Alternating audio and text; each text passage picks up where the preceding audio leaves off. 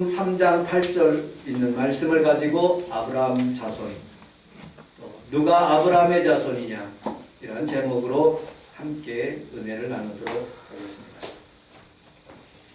이 세상에 이해가 안 되는 부분들이 몇 가지가 있습니다. 첫째로 종교인들,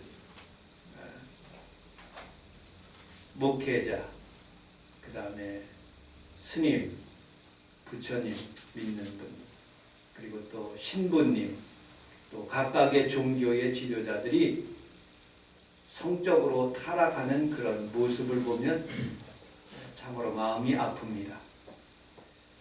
세상에 있는 사람들보다도 더 경건하고 깨끗하게 살려고 노력하는 그런 사람들입니다. 그런데 오히려 더 추악하게 사는 모습을 보면서 이해가 안 되는 부분들이 있습니다. 재벌에 대하여 돈 문제로 감옥에 가는 그런 사람들이 있습니다. 그렇게 돈을 많이 있는데, 그렇게 많은 수많은 물질을 가졌는데, 우리나라의 최고의 부자가 감옥에 가고 그 많은 사람들이 어려움을 당하는 돈 문제에 그런 욕심, 탐욕, 그것이 이해가 안 되는 부분들입니다. 연예인들의 우울증입니다. 얼마나 인기가 많습니까? 수많은 사람들이 연예인을 따라다니며, 그리고 수많은 그런 좋아하는 사람들이 뭐 같은 것도 갖다 주고 또 매스컴에 많이 나오는데 우울증에 걸리고 자살하는 연예인들의 모습을 보면서 이해가 안 되는 부분들도 있습니다. 오늘 본문에서 여러분들 유대인들이 이해가 안 되는 거예요. 유대인들을 제외한 모든 나라의 민족들은 다 예수님을 믿어요. 알라 믿는 그런 사람도 예수님이 선지자인 것을 알아요. 그런데 아브라함의 자손이라고 생각하는 그 유대인들, 그들 가운데 나타나셨고 그들과 함께 하셨는데, 모든 나라들이 그 유대인들을 제외하고 예수님을 통해서 복을 받는다고 생각하는데 그것을 믿지 않는 것이 참으로 아이러니한 그런 일입니다. 저는 오늘 성경을 깊이 연구하면서 아브라함의 복을 한번 살펴보았습니다. 아브라함은 어떤 분인가? 지금 현재는 누가복음 16장 19절에 보면 천국에 있다고 말씀하고 있습니다. 거지 나사로와 그 다음에 부자가 죽었습니다. 부자는 수월에 빠졌고 나사로는 아브라함의 품에 있다는 것을 보면 천국에 있습니다. 아브라함의 삶을 요약하면 크게 네 가지로 요약할 수 있습니다. 첫째로 믿음의 사람이다. 본토 친척 아비 집을 떠나라. 그러면 믿음으로 떠났다고 성경은 말하고 있지요. 두 번째, 아브라함은 순종의 사람이에요. 네 아들 독자 이삭을 드려라. 알겠습니다 하고 순종하면서 드렸습니다. 아브라함은 복의 근원이라고 성경을 말하고 있어요. 창세기서 12장 1절을 같이 한번 읽어보도록 하겠습니다. 1절로 3절까지 시작. 여호와께서 아브라함에게 이르시되 너는 너의 고향과 친척과 아버지의 집을 떠나 내가 너에게 보여줄 땅으로 가라. 내가 너로 큰 민족을 이루고 내게 복을 주어 내 이름을 창대하게 하니 너는 복이 될지라. 너를 축복하는 자에게는 내가 복을 내리고 너를 저주하는 자에게는 내가 저주하리니 땅의 모든 족속이 너로 말미암아 복을 얻을 것이라. 아멘. 2절에 보면 복의 근원이다. 여러분들이 복의 근원이 되고 여러분들의 자녀가 복의 근원이 되시기를 주님의 이름으로 축복합니다. 샘물이 나오듯이 근원과 같이 복이 올라오는 것이에요. 여러분들 자녀 이름을 대지는 않겠지만 쉽게 우리 평강이가 복의 근원이라는 것은 다른 사람에게 쟁취해서 때리고 투쟁해서 뺏는 그런 의미가 아니에요. 복이 흘러 넘쳐서 그분들에게 복이 갈 수 있도록 근원이 된다는 거예요. 아멘. 또 너를 저주하는 자 하나님이 저주해 주시고 너를 축복하는 자를 내가 축복해 주시다. 이 성경을 조금 많은 사람들이 내가 자신 있게 산다. 나 저주하면 안 돼. 나 하나님 축복받은 사람이야. 그런 개념이 아니에요. 현대인의 성경을 보면 복을 끼치는 사람, 공동 번역에 보면 세상 사람들이 내 덕을 입어서라고 그렇게 표현되고 있어요. 아멘. 하나님의 복을 입어서 하나님께서 너를 축복하고 그리고 너를 복되게 하면 너도 복을 받는다. 그런 의미로 받아들일 수가 있는 것입니다. 제가 아브라함의 자손이라는 그런 단어를 성경 인터넷에 구글에다가 이 단어가 어디 있을까 온라인 성경에다가 한번 쳐봤어요. 그러더니 이렇게 많이 보게 돼요. 역대상 1장 12절에 보면 아브라함의 자손은 이삭과 이스마엘이라. 역대하 20장 7절에 보면 하나님께서 그 땅을 주께서 사랑하시는 아브라함의 자손에게 영원히 주시지 아니하시겠니. 이사야 41장 8절에 보면 야곱아 나의 벗 아브라함의 자손아 하고서는 이스라엘 민족을 축복합니다. 마태복음 3장 9절에 보면 이 돌들로도 아브라함의 자손이 되게 하시지 않겠니. 누가복음 3장 8절에 동일한 말씀이에요. 누가복음 19장 9절에도 아브라함의 자손이라고 말씀하고 있어요. 요한복음 8장 33절, 요한복음 8장 37절, 요한복음 8장 39절, 갈라디아서 3장 7절, 그런즉 믿음으로 말미암은 자들은 아브라함의 자손이 될 줄 알지어다 라고 말씀합니다. 갈라디아서, 히브리서 이렇게 많은 성경을 통해서 아브라함의 자손에 대해서 말씀하고 있습니다. 그러면 이 성경의 몇 가지를 추려가지고 여러분들과 함께 아브라함의 자손이란 과연 무슨 뜻인가? 누가 아브라함의 자손인가? 함께 성경을 중심으로 알아보도록 하겠습니다. 첫째로 우리 누가복음 3장 8절 오늘 본문에 있는 말씀을 같이 한번 읽어보도록 하겠습니다. 시작. 그러므로 이에 없다가 너희를 믿고 스스로 아브라함을 수사기가 말하지 않나. 내가 너희에게 이르니 하나님이 아브라함의 자손을 하시리라. 아멘. 아멘. 누가복음 3장 8절하고 마태복음 3장 7절은 똑같은 단어에 있는 말인데 그 앞 단어에 누가 나오냐면 바리새인과 사두개인들이 세례 요한에게 다가오는 거예요. 그리고 세례 요한이 어떻게 얘기를 하느냐? 이 독사의 자식들아 하면서 그들을 혼내시는 장면들이 나타납니다. 너희들 회개 열매 맺지 않으면 하나님이 너희들 벌레를 실 거야. 이 돌들로도 아브라함의 자손이 될 수 있어. 너 똑바로 살아. 하고 하나님께서 말씀하시는 거예요. 바리새인과 사두개인들이 세례요한에게 묻습니다. 그럼 내가 우리들이 무엇을 하여야 합니까? 너 옷 두 벌 있어? 그럼 옷 없는 자들에게 나눠줘. 먹을 거 있어? 먹을 거 나눠주면서 살아라 하고 말씀하는 거예요. 그 옆에 세리들이 침례를 받으면서 하나님 앞에서 세례 요한에게 묻습니다. 그럼 우리는 무엇을 해야 됩니까? 여러분들 집에 가서 성경을 찾아보세요. 부가 된 세 외에는 거두지 말라. 요즘 공무원들이 세무 공무원들이 세를 너무 많이 걷어가지고 60조 원이나 걷었대. 엄청나게 세를 많이 걷었다는 것이죠. 군인들이 다가와서 세례 요한에게 묻습니다. 우리는 무엇을 해야 됩니까? 사람을 강탈하지 말고 거짓말로 고발하지 말되 급료에 족한 줄 알고 감사하며 살아라 라고 그렇게 말씀하십니다. 바리새인들과 사두개인들에게. 그들은 열심히 하나님을 섬기는 사람이에요.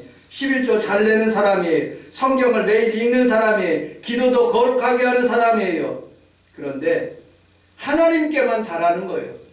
아니다. 너희들 옷 두 벌 있으면 한 벌 나눠주면서 세상 사람들에게도 잘 해봐라 하고 아브라함의 자손에 대해서 말씀하시는 장면들을 보게 됩니다. 바리새인과 사두개인들이 가늠한 여자들을 끌고 와가지고 예수님을 시험하는 거예요. 예수님 헌법에, 법률에, 율법에 이 가늠한 여자들이 이렇게 잡혔을 때는 이렇게 되어 있는데 예수님 어떻게 하십니까? 이 바리새인과 사두개인들은 어떻게든지 사람을 죽이고 멸망하는 일들을 하는 거예요. 그런데 예수님은 살리고 생명을 주는 거예요. 그래서 이 여자를 살려주시는 모습을 보게 됩니다.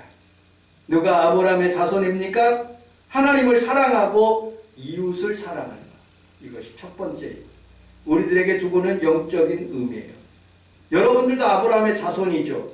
여러분들 아브라함의 하나님의 복을 받는 사람이에요. 그러면 하나님도 사랑하고 이웃도 사랑하며 살아가시기를 주님의 이름으로 축복합니다. 아멘. 네 번째, 우리 요한복음 8장 39절을 같이 한번 읽어보도록 하겠습니다. 요한복음 8장 39절 시작. 대답하여 이르되 우리 아버지는 아브라함이라 하니 예수께서 이르시되 너희가 아브라함의 자손이며 아브라함의 행한 일을 할 것이로니라.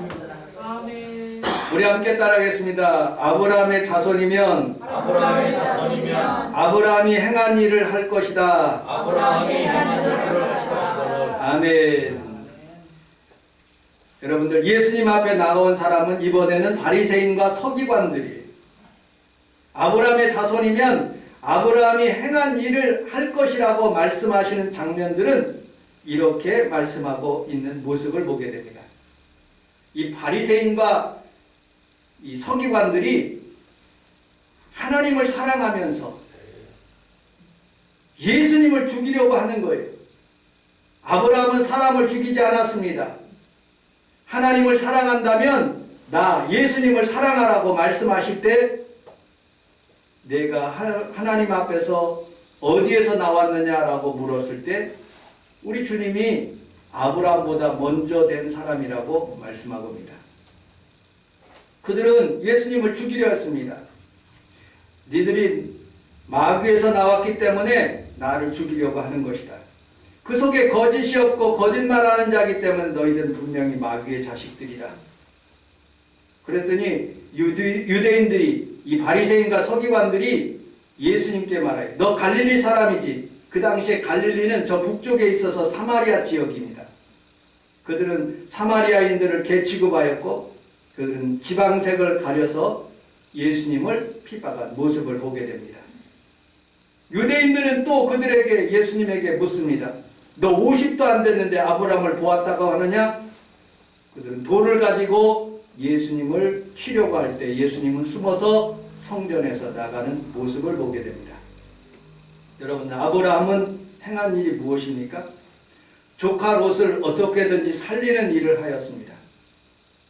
조카 롯을 위해서 중보기도 했어요. 하나님, 50명이 있으면, 45명이 있으면, 30명이 있으면, 20명이 있으면, 10명이 있으면 하나님 이 롯을 구원하여 주옵소서. 아브라함은 부지 중에 여러분들 사람들 나그네를 대접하여 하나님 앞에 축복을 받아 자녀를 얻게 된 모습을 보게 됩니다. 그러므로 우리는 살아가면서 여러분 다른 사람을 죽이고 멸망시키는 일을 하지 않고 사람을 살리는 중보기도 하면서 살아가는 귀한 성도들이 다 되시기를 주님의 이름으로 축복합니다. 아멘. 예수님께서 삭개오를 만나는 장면 누가복음 19장 9절에 이렇게 말씀하고 있습니다. 한번 같이 한번 읽어보도록 하겠습니다. 누가복음 19장 9절 시작. 예수께서 이르시되 우리 원이 집에 이르렀으니 이 사람은 아브라함의 자손이라.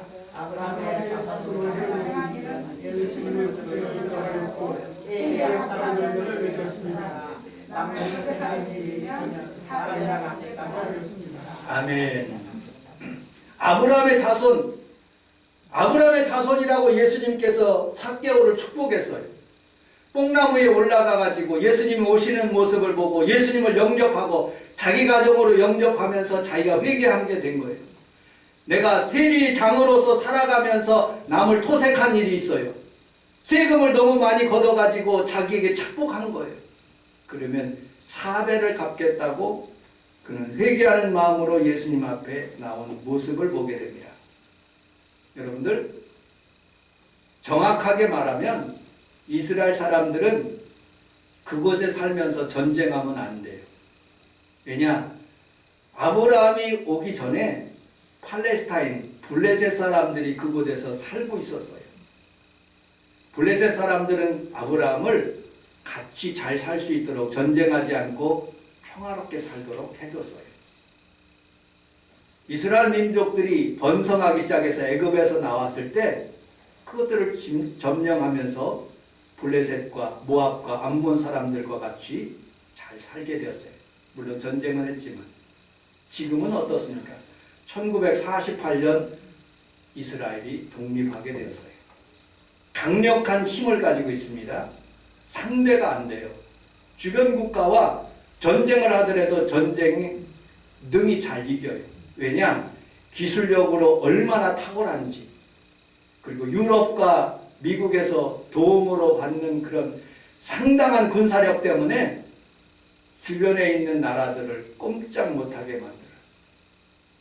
원래는 여러분 그곳에 살고 있는 팔레스타인이 그들의 땅이에요. 어느 날 1948년에 갑자기 그곳에 자기 땅이라고 하니까 얼마나 그 주변에 있는 사람들이 자기 땅을 잃고 얼마나 많은 사람들이 울부짖었겠습니까? 제가 성주 순례를 갔는데 서울 서부지방에 때 운전하시는 분이 있더라고요. 나는 비록 유대 민족을 위해서 운전하고 있지만 내 마음속에는 한국인한테 저한테 그러더라고요. 내가 언젠가는 유대인들을 죽일 것이다 라고 그렇게 마음에 작정하더라고요. 그들이 우리 아버지를 죽였대요. 여러분들, 아브라함의 자손이면 서로 공존하면서 사는 것이에요. 여러분들, 윤봉길 의사와 또 여러분들 안중근 의사가 일본 사람들을 미워해서 폭탄을 투하했을 때 그런 마음으로 팔레스타인들은 싸움을 하는 거예요. 자그마한 폭탄 가지고 싸움하지만 이스라엘 사람들은 큰 무기를 가지고 살아요. 서로 사랑하며 양보하며 내가 우하면 내가 좌하고 아브라함처럼 내가 좌하면 내가 우하겠다는 그런 마음으로 사는 것이 아브라함의 자손이라고 말씀하고 있습니다. 이번에 사도 바울이 아브라함의 자손에 대해서 함께 살펴보도록 하겠습니다. 우리 갈라디아서 3장 7절, 갈라디아서 3장 29절을 같이 읽어보도록 하겠습니다. 시작. 그런즉 믿음으로 말미암아 아브라함의 자손인 줄 알지어다. 너희가 그리스도에 대해서 곧 아브라함의 자손이요 약속대로 영혼을 이룬 자니라. 아멘. 믿음으로 사는 것이 아브라함의 자손이에요. 또 너희 속에 그리스도가 있으면 그것이 아브라함의 자손이라고 사도 바울은 말씀하고 있습니다. 창세기서 15장에 또 야고보서에 보면 아브라함이 하나님을 믿으니 그것을 의로 여기셨다. 믿는 것이 바로 가장 큰 축복 중에 축복인 거예요. 로마서 4장 19절로 24절에 있는 말씀을 같이 한번 읽어보도록 하겠습니다. 로마서 4장 19절로 24절 시작. 그가 역사자들은 자기 종이 죽이고 잡고 살아있는 자가 죽어가고 믿음이 약하지 아니하고 믿음이 없어 하나님의 약속을 의심하지 않고 믿음으로 하나님께 영광을 돌리며 약속하신 그것을 또한 능히 이루실 줄을 확신하였으니 아멘. 그러므로 그것이 그에게 의로 여겨졌느니라. 그에게 의로 여겨졌다는 것은 아브라함이 받은 의로 여기심을 받은 우리도 의하여 곧 예수 그리스도를 죽은 자 가운데서 살리시기를 믿는 자니라. 아멘. 믿는 것, 그것이 아브라함의 자손이라는 거예요. 아멘. 사라의 몸에 죽은 것 같지만 하나님의 말씀을 믿었어요. 여러분들, 우리는 코로나 팬데믹에 살아가지만 믿음이 흔들리지 않고 사는 것이 하나님의 뜻인 거예요. 우리 평강이가 뉴욕에 갔는데 지난주간에 뉴욕에 있는 사진 찍어서 보내왔더라고요. 저기 엠파이어 스테이트 빌딩이에요. 저 꼭대기에 있는 거. 엠파이어 스테이트 빌딩 하면 뉴욕 맨하탄의 대표적인 그랜드마크이자 마천루의 상징이기도 합니다. 세계에서 가장 많이 촬영된 빌딩입니다. 영화 킹콩에서 빌딩에 올라가는 장면들은 일품입니다. 미국 역사상 가장 힘들고 어려운 시기에 이 빌딩을 지었습니다. 1920년 미국은 실업률, 임금 삭감, 물가 하락, 기업 활동의 위축, 사중고에 시달렸습니다. 그러다가 급기야 1929년 10월 24일 경제 대공황, The Great Depression이 찾아왔습니다. 그 여파로 세계 경제는 덩달아서 10년 동안 몸살을 앓았습니다. 뉴욕주는 결정을 하였습니다. 맨하탄 중심가에 100층 넘는 빌딩을 세우기로 결정했습니다. 이렇게 어려운 시기에 무슨 100층 넘는 빌딩을 세우느냐고 부정적인 사람들이 상당히 많았습니다. 그러나 1930년 3월에 기공하여 이듬해 1931년 5월에 완공했습니다. 완공 기간은 1년 410일. 한국의 63빌딩을 세웠는데 그건 5년 동안 걸려서 세웠습니다. 실업률이 높은 상황 가운데 확실한 일자리를 주었던 그런 것 때문에 노동자들은 고마운 마음으로 얼마나 열심히 일했는지 모릅니다. 그 빌딩 그 당시에 100년 전인데 여러분들 그 빌딩에 올라가서 아무 줄 없이 그냥 그렇게 목숨 걸고 빌딩을 졌대요. 보니까 경제 대공황 때문에 임금과 철근은 반값 떨어져서 공사비 20%나 전략할 수가 있었고, 그리고 진정한 아름다움은 낙심하지 않고 포기하지 않고 위대한 작품을 만드는 마음으로 그 빌딩을 지었답니다. 쓰레기 더미 위에 장미꽃이 피어난 것처럼요. 여기에서 궁금한 것이 있습니다. 왜 102층인가? 102층인가?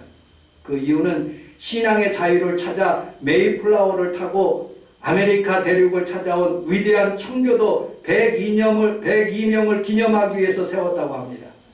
열악한 환경 속에서 In God we trust, 신앙이 어려울수록 하나님을 더 의지해야 한다.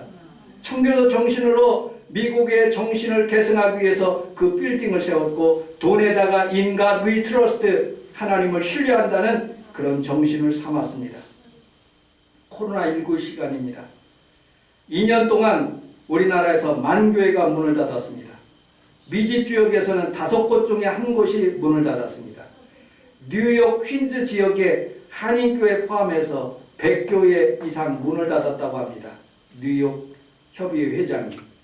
성상동 지역에서 홍대 가는 길에 4교회가 있었는데 2교회가 문을 닫았습니다.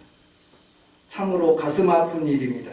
이대로 1년만 밀리면 교회는 영영 힘들어진다는 말이 있습니다. 특별히 유년주일학교가 처참한 폭격을 맞았습니다. 영적, 경제적, 정신적 침체의 먹구름이 하늘을 가득 덮고 있습니다. 하지만 오늘도 맨하탄 중심에 서 있는 엠파이어 스테이트 빌딩을 바라봐야 합니다. 여러분 힘드시죠? 뒤로 물러가지 마십시오. 지금이야말로 영적인 엠파이어 스테이트 빌딩을 건설하기에 가장 적합한 시기라고 생각하면 되는 것입니다. 내 힘들다, 이 말을 바꿔서 말하면 다들 힘내, 내 힘들다. 바꿔서 얘기하면 되는 것이에요. 다시 한번 건설의 삽을 들어야 합니다. 하나님의 능하신 손 아래 우리는 그것을 이길 수 있다는 믿음으로 기도하고 하나님의 은혜의 소낙비를 생각하면서 절대 믿음, 절대 감사로 여러분 무장하며 승리할 수 있는 귀한 성도들이 다 되시기를 주님의 이름으로 축복합니다. 아멘. 말씀을 마치도록 하겠습니다. 결론. 하나님은 아브라함을 지칭할 때 나의 벗 아브라함의 자손이라고 축복하셨습니다.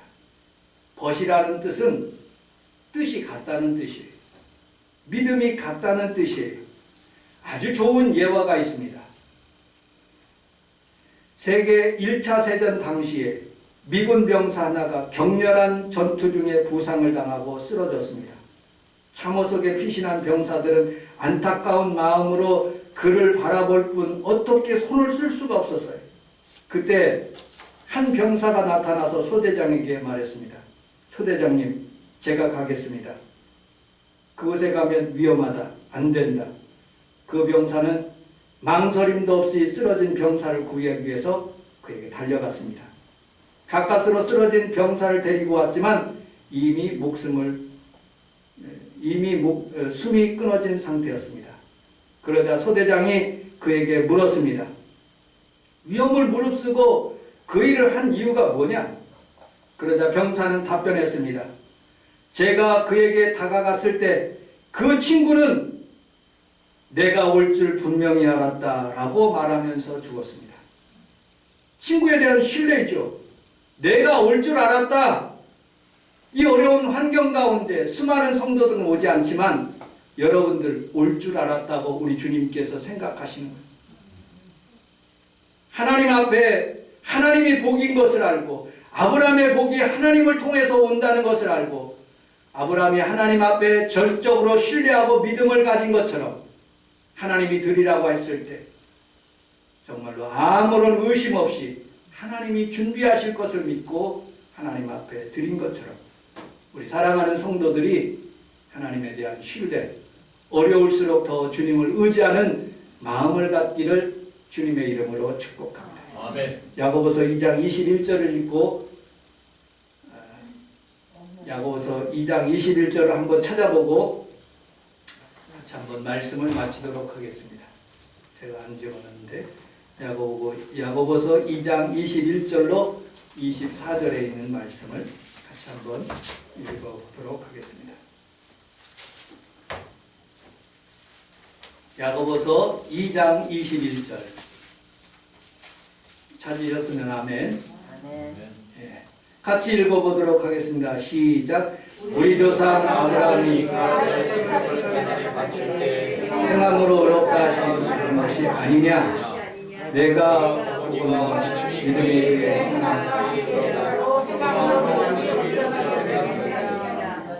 이에 성경에 이른바 아브라함이 하나님을 믿으니 의로 여기셨다는 말씀이 이루어졌도다.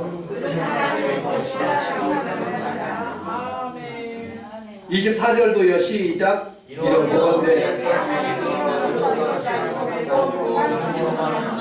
아멘. 기도가 하겠습니다. 하나님 아버지 고맙습니다. 하나님의 보치라고 하나님 아버지 아브라함을 칭한 것처럼 아브라함을 하나님 아버지여 믿는 그 복으로 인해서 우리도 하나님의 보침을 믿습니다.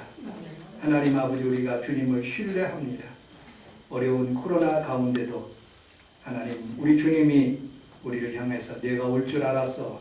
그리고 복을 주시는 주님 그런 피 묻은 손으로 우리 사랑하는 성도들을 안수하시고 축복하여 주옵소서.